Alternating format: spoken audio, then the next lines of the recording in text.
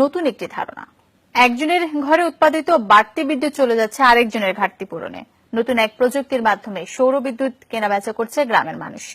সফলভাবে কাজটি করে বাংলাদেশের একটি গ্রামের মানুষ এখন বিশ্ববাসীর নজরে পেয়েছে জাতিসংঘ পুরস্কার। শরীয়তপুরের জাজিরা উপজেলার প্রত্যন্ত এক গ্রামে সেই সফলতার গল্প তুলে এনেছেন মোহসিনুল হাকিম, সঙ্গে ছিলেন কাজী মনিরুজ্জামান, আর ছবি তুলেছেন মেহেদি মিরাজ। সাকিম আলী মাতবরের পরিবারের সদস্যদের নিয়েই এই গ্রাম। শরীয়তপুরের জাজিরা উপজেলার দূরের এই গ্রামে যেতে হয় পায়ে হেঁটে। খালি চোখে সাদামাটা জীবনযাপন, আর ২-১০টা দূরের গ্রামের মতোই, তবে ভেতরে ভেতরে বদলে গেছে অনেক কিছু।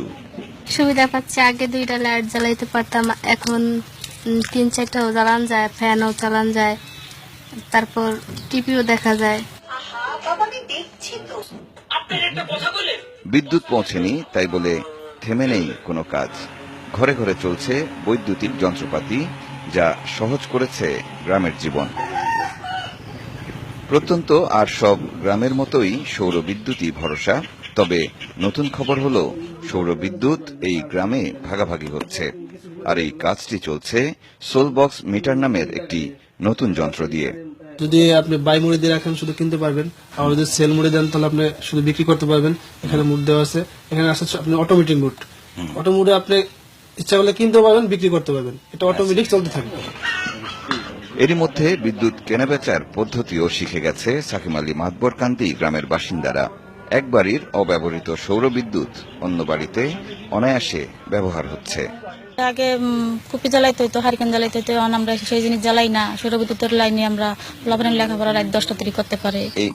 এই মোটর দিয়া আমরা পানি উঠাইতে পারতাছি।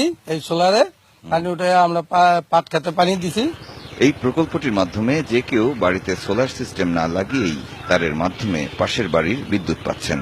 বিষয় তো এইটাই যে এই চার্জটা তার বেটাতে যে চার্জ অতিরিক্ত থাকবে, তার ব্যবহার অতিরিক্ত চার্জটা যে থাকবে, সেটা হচ্ছে পাশের ঘরে বিক্রি করতে পারবে। মিটারে আইএসডি কার্ড আছে, ওই কার্ডটা মূলত মোবাইলে ঢুকাইয়া, যেরকম মোবাইলে আমরা রিচার্জ করি ওইরকম মিটার রিচার্জ করবে।